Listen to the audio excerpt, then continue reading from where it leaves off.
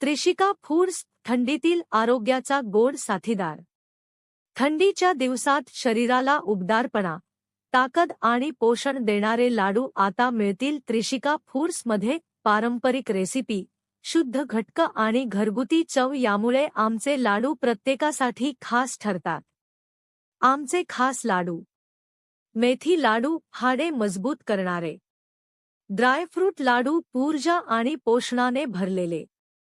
मूग लाडू, हलके व पचायला सोपे। डिंक लाडू, ताकद वाढवणारे।